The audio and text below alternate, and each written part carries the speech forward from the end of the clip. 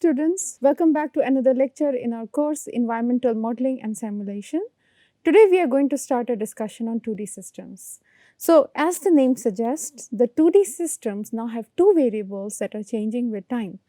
And if you remember this diagram that I showed earlier in the introductory lectures, when we have one-dimensional system, which is the first column here, in the linear situations we are talking about radioactive decay or first order decay of BOD.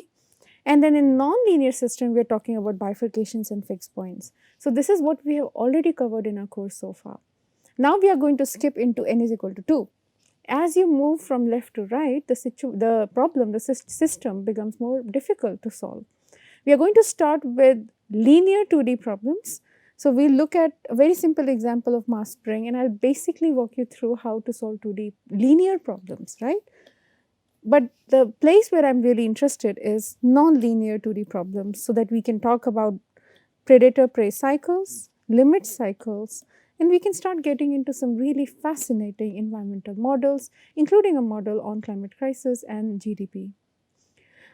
So 2D systems, how do they look like, and how do we define 2D linear systems? So let's say we have a system that looks like this: dx by dt is equal to ax plus by, and then dy by dt is equal to cx plus dy. So there are two variables here, x and y, that are changing with time. So clearly this is a 2D system. Now we can also write this system like so.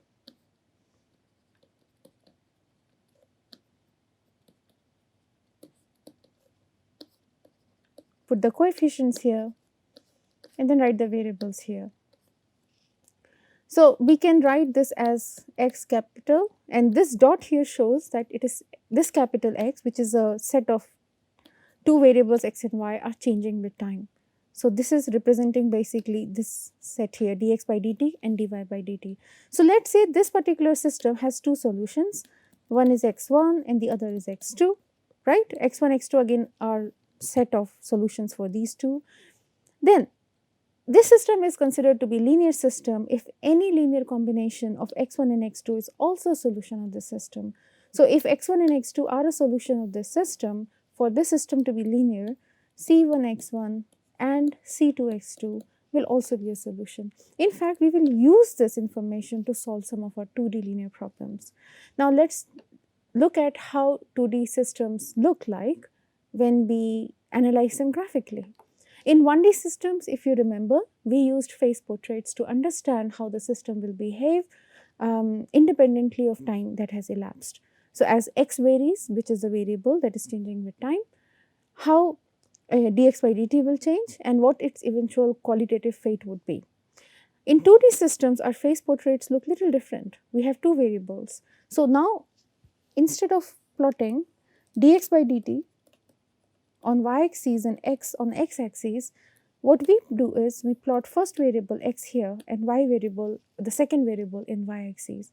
Now in this system, so this is our new phase portrait.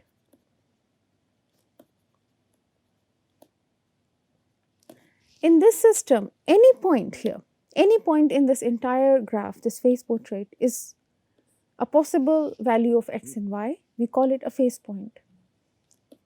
Because this is a dynamical system, as time progresses, the values of x and y will change. So as time changes, the path or the way in which this particular phase point changes gives us the trajectory. Notice the trajectory does not tell us the velocity, the rate at which x or y are changing. It's just showing us how they are changing. So the trajectory can look differently. For example, we might have a random movement like I showed here. It's quite possible that, let's say we are starting at this x0, y0. It's quite possible that the system might move in a closed circle in this particular fixed direction. So this is an example of a fixed orbit where the trajectory follows a fixed orbit that is not changing, and we sort of know how x and y will behave over time, but we have no idea about the velocity. It's also possible that we might have, let's say, x and y over time come and they meet here at this particular point. So this is x0, y0, and this let's call it x infinity, y infinity. And something similar happens for other initial points. So we see that the flow seems to move towards this particular fixed point. Oh, I use the word fixed point. So in the phase portrait, we'll also have fixed points. Now in this context, fixed points are points where both x and y are not changing. So unlike the fixed point in 1D, where the definition was dx by dt becomes equal to 0, in this situation, both the variables, with quite similar actually, will stop changing with time when we are at fixed point. And once again, like in 1D, we had stable and unstable and half stable, half unstable fixed points. Here also we have different kinds of fixed points, and I will very quickly go through them. So for example, in this case, it seems if this is a fixed point and in all directions it is attracting the phase points towards it, then this is an attractor. It is a stable node which is attracting the values of x naught, x and y towards it over time. On the other hand, if the movement is going away from a fixed point, so let's say we have a fixed point here, and the movement, the flow is away from the fixed point, then we will call this a repeller. It's an unstable node.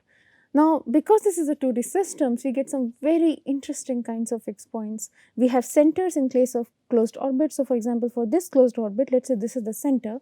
So this is a fixed point, because if you are starting at this fixed point, you will stay at this way. If your phase point is starting at the center, to stay at the center. So this is a fixed point. However, it's effectively neither attracting the fixed points that are not fixed points. It's not attracting the phase points that are not at the center, but it is keeping them moving around it in a fixed orbit. So this is an example of center. We'll go through details of more kinds of behaviors we see around fixed point in 2D systems. But before that, let's try to understand how we will analytically approach a 2D problem. So to analytically approach a 2D problem, let's go back to our old example. We have dx by dt and dy by dt,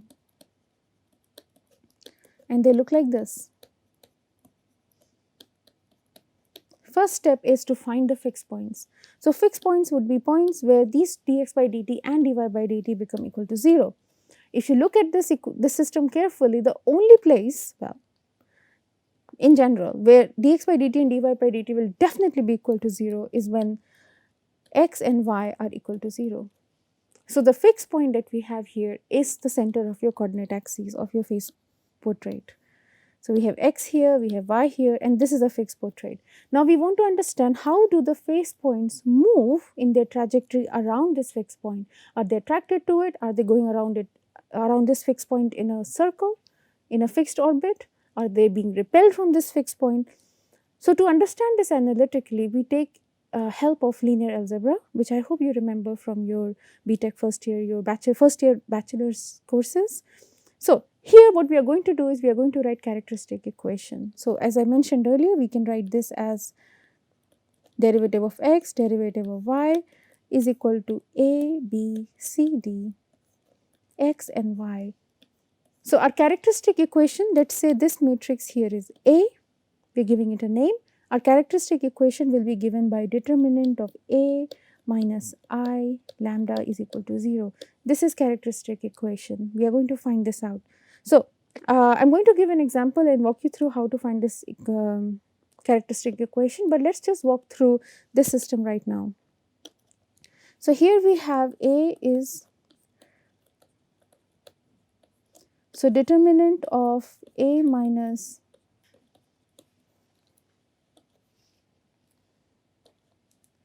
will be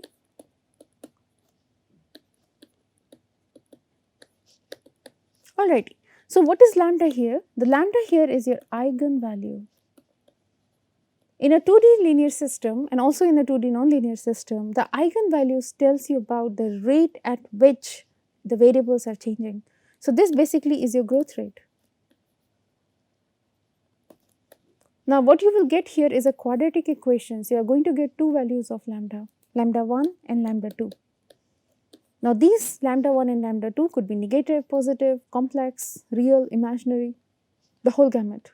And depending upon their behavior, whether they are negative, positive, real, imaginary or complex, the behavior of phase points around the fixed point will vary.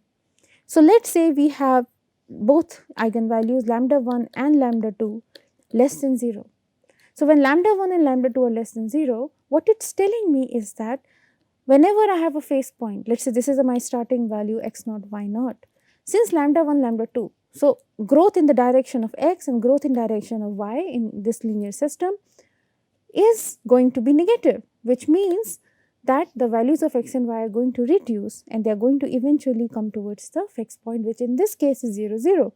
For third quadrant, where both initial x naught and y naught are going to be negative, a negative lambda values will mean that they finally approach the fixed point. So when your lambda 1 and lambda 2 are both less than 0, we are talking about stable nodes. Let's see what happens when both lambda 1 and lambda 2 are greater than 0.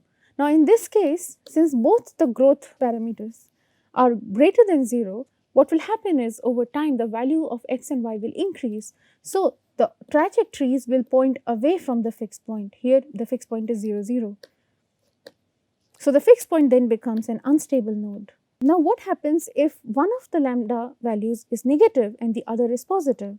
So let's say lambda 1 is less than 0 and lambda 2 is greater than 0.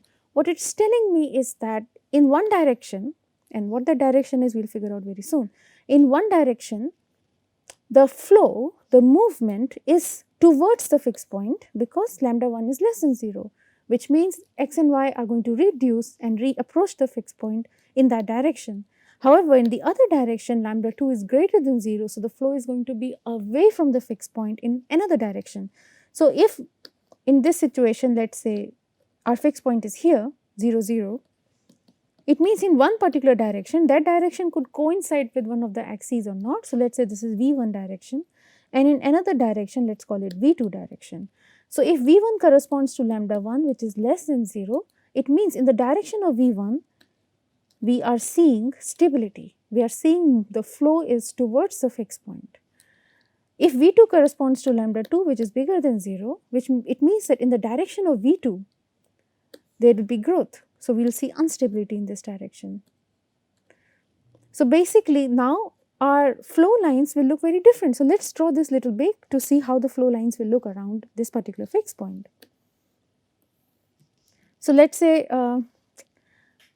this is y, this is x, and here is our fixed point 0 0. And then we have v1 here corresponding to lambda 1, which is less than 0. So movement, the flow is towards the fixed point 0 0. And this is v2 direction, and this is corresponding to lambda 2 greater than 0. So the flow is away from the fixed point. Alrighty. So if our initial condition is on any of these either lines, either vectors, then the flow is pretty simple. So let's say we are starting from here, right? So this is the initial fixed point here, phase point, x naught, y naught. Then this trajectory will look very simple. It will follow the direction given by v1 until it reaches the fixed point. Similarly, if our initial phase point is here, x naught, y naught, it will follow the direction of the eigenvector, the direction given by v2 away from the fixed point, because here we are dealing with a lambda value, an eigenvalue that is positive. So as I already mentioned, these directions, these vectors that give us the direction of flow are actually known as eigenvector. So briefly, eigenvalues tell me about the rate at which things are changing in the direction of eigenvector. So analytically, we need to calculate eigenvalues, and then we need to go ahead and calculate eigenvector. How do you calculate eigenvector? For eigenvector, again very simple, a minus I lambda into eigenvector will be equal to 0. This is our system, you must remember it from linear algebra. Now here, this particular eigenvalue, first you will put lambda 1 and then you will put lambda 2, and corresponding to lambda 1 you will get an eigenvector, corresponding to lambda 2 you will get another eigenvector. So corresponding to lambda 1, let us say this is your eigenvector, corresponding to lambda 2, this is your eigenvector. Alright, what happens if my initial condition is not on either of the eigenvectors? So let's say this is my initial condition, right? This dark orange dot, x naught, y naught. This point, this initial point, phase point is not on any of the eigenvectors, but it is influenced by the eigenvectors. So here, what will happen is that it will face lambda 1 related attraction towards the fixed point in this direction, which is parallel to the eigenvector v1. In the direction of the second eigenvector, which is v2, it will face repulsion from the fixed point. So, here we have lambda 1, here we have lambda 2. So, the net flow will actually be somewhere in the middle, and what we notice is that the flow will look something like this, and in this particular place it will look something like this, here something like this, and something like this. This is a case where the fixed point will be called a saddle node. It is neither a complete attractor, it is not a stable node, it is also not an unstable node, and clearly the motion here is not that of a fixed orbit either. Here in one direction there is attraction towards the fixed point, in another direction there is repulsion away from the fixed point, and we call them saddle node. Now the important thing to note here is that for most of the phase points or that act like initial points, eventually x naught and y naught will be moved into plus infinity or minus infinity. For example, in this particular space, let me change the color. For example, in this particular space, between these two eigenvector, all the initial points will end up with x naught and y naught ending towards plus infinity for x and minus infinity for y, right. Similarly, in this particular space, and I will use a different color, all the initial points that are lying in this particular in this particular part of the phase portrait will eventually end up towards a negative x and a negative infinity for x and plus infinity for y. Similarly, you can understand for the other two sections that are made by eigenvector on this phase portrait. On the rare occasion that your initial value is lying on the vector, it is possible if it is lying on this vector v corresponding to v1, then it will, your eventual values of x and y will be fixed point, but if they are lying on v2, then the eventual value would be either here with plus infinity for y and minus infinity for x, or plus infinity for x in the fourth quadrant and minus infinity for y. So, you see for most of the initial positions you are definitely going to end up in for x and y either being plus or minus infinity. Okay. Now, let us again go back to our lambda 1 and lambda 2. So, we have covered so far what happens when both lambda 1 and lambda 2 are positive, you have a stable node. We have covered what happens when lambda 2 and lambda 1 are less than, this is an unstable node. And in this case, we have a stable node. We have also covered what happens when lambda 1 and lambda 2 have different signs, one is positive, one is negative, then we are talking about saddle node. Okay. Now, what happens when lambda 1, lambda 2 are not real, they are, let us say, complex numbers, or they are purely imaginary. Okay, pretty simple here. Now, if they are complex number, and this will become more clear to you why it will behave in a certain way. If it is a complex number, then the real portion of your eigenvalue, the real part of your eigenvalue will determine what kind of behavior to expect from the system around the fixed point. Now, what happens is, let us say this is our fixed point again 0, 0 to make life easy. Here we are plotting y, here we are plotting x. This is our initial phase point. If the real value of lambda is positive, then basically the system will spiral out. The imaginary portion of your eigenvalue is what will drive the circular motion around the center, and the real since the real portion of your eigenvalue is greater than 0, the net movement will be away from the center. So, this is where we get a situation where the trajectories spiral out. However, if your real portion of eigenvalue is less than 0, then instead of spiraling out, what we see is a spiraling in. Now what happens when the real portion of your eigenvalue is 0? When the real portion of the eigenvalue is 0, so we are only getting net movement towards or away the fixed point and only imaginary changes, so we are getting a circle and the fixed point here acts like a center. Cool? Now let's take an example and let's try to understand more about 2D linear systems. The example we are going to take is the example we used earlier. So we have x, y, dx by dt, dy by dt is equal to a, x, y. A here is a, b, c, d. We know how to find eigenvalues. Determinant a minus I lambda is equal to 0. And then and once you have figured out the eigenvalues, let's call them lambda 1 and lambda 2. Use this to find out eigenvectors. How do you find eigenvectors? A minus I lambda into vector will be equal to 0. So, corresponding to lambda 1, you will get vector 1, corresponding to lambda 2, you will get vector 2. Now, once you have figured out lambda 1, lambda 2 and v1, v2, your solution will be of the form C1 integration constant, some constant that will be determined by the initial values, lambda 1 t v1 plus C2 lambda 2 t v2. This is a linear system, so we will have solutions.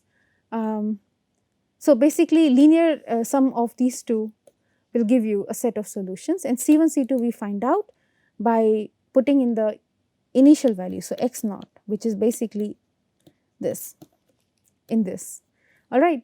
Now, let us take a very simple example and let us try to understand how to do this graphically, because when we do this analytically, it is a very lengthy process. So, let us move on to graphical approach. So, the simple example that we are going to take, we are going to start with is that of a spring.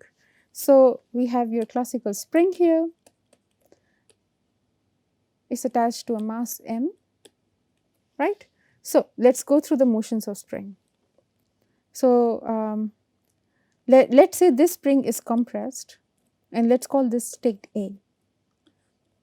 Once we release the spring and we allow it to move, the spring will reach its actual length L, and let us call this state B. But at this state, you already know it already has a momentum even though the net displacement is 0. And then because of the momentum, it will keep moving to the extreme displacement in the other direction. Let us call this state C. And then once again it will return back to the original length L, but now it is moving in this direction, not in this direction. So, now let us call this state D. This is the intuitive understanding of movement of spring that we have, correct? Analytically, the spring motion is governed by the force that the spring is exerting on the object is equal to minus kx, where k is the property of the spring. Force, as you know, is mass into acceleration. So, basically it is some constant into double derivative of x with time. So, we can write this system as double derivative of x, where x is the net displacement with time is equal to minus some constant into x. So, this constant will be mass and k by m. Now, we can write this system as a 2D linear system. How? By introducing a very simple variable of velocity. So, velocity can be written as dx by dt, correct? So, this becomes our first equation, and then we can put this here, we can substitute velocity here instead of dx by dt, and then we end up by dv by dt is equal to minus cx. This is our second system. It is a very simple system. Let us take a look at it, how we can express how we would proceed with this when we are trying to solve it analytically, and how we will proceed with it when we are just using our intuition to draw the phase portrait of this system. Okay. So, analytically we will say that our A, which will help us write our characteristic equation, is basically 0, because this can be written as 0x and this can be written as 0v.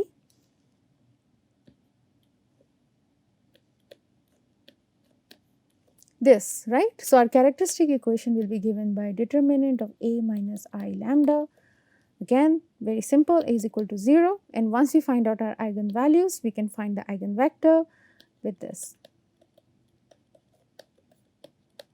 Correct? This is the analytical approach. Now, since we already have a very nice intuitive understanding of how a perfect spring moves in a frictionless environment, let's use our intuitive understanding to make our face portrait, because I want to use graphical approach here. We have two variables here. One is x and the another is v, right? So, our system is basically the rate at which x is changing, the rate at which v is changing. So, let us plot x on x axis, which is displacement, and velocity of the spring, the mass attached to the spring, the mass is m, on y axis. Okay. So, where is the state A? What we are going to do is we are going to represent each of the state in this phase portrait. At state A, the displacement is maximum in upward direction. So, let us also define the signs related to direction. So, let us say when things move up, displacement is up, it is positive displacement. When the velocity is moving upward, pointing upward, then it is a positive velocity. When things are moving below, then it is a negative velocity, it is a negative displacement. So, in the state A, the net displacement is positive, but the velocity is 0 because the spring is not moving yet. So, we are located here, x max and velocity is 0, correct? Where is state B? At the state B, the x is 0, but the velocity is v max. We are talking about maximum velocity, and the velocity is pointing towards down. The movement is happening down towards in this case, it is just down, not necessarily towards gravity, because this is this system is working in absence of other external forces, just the spring force, right? So, the movement is down, so velocity is max, but it is negative. So, we are at negative max velocity, 0 displacement. So, here we have 0 displacement minus v max. Let us plot, this is A, this is B, and now let us plot C. At C, the displacement is maximum in the negative direction, so we are here, and the velocity is 0. So, we are talking about minus x max 0. Let us talk about state D. At the state D, we have positive, we have returned back to the center. So, we have velocity moving up, maximum velocity moving up, net displacement is 0. So, we have 0 v max. So, you notice in an environment where there are no external forces to the spring, no friction, no gravity, nothing else, then the spring will basically run into these four corners over and over again. And we know this, that the behavior will look like this, a circle. So, I will just connect these points because it is hard to draw a perfect circle, right, and the flow is in this direction, right. So, this is our fixed point and it is acting like a center, but at no point, in absence of external forces, at no point will the spring reach here. Now, of course, if it is a damped oscillation, let us say there is friction, it is not frictionless, then what we will see is we will get, this is not how the system will look like, and what we expect is over time, instead of moving in this closed orbit, the movement will spiral in like so. So, when the movement is spiraling in, you already know how your analytical solutions will look like. The real portion of your lambda will be less than 0, and then you will have complex eigenvalues. Lambda is eigenvalue. Now, let us take a simple example where we actually know the value of the parameters and let us try to solve it. So, students, this is all for today. In the next lecture, we are going to take a simple example where we actually know the value of the parameters and we are going to solve it. And then I am going to show you different kinds of trajectories that happen around fixed point in 2D systems. See you in the next lecture. Thank you.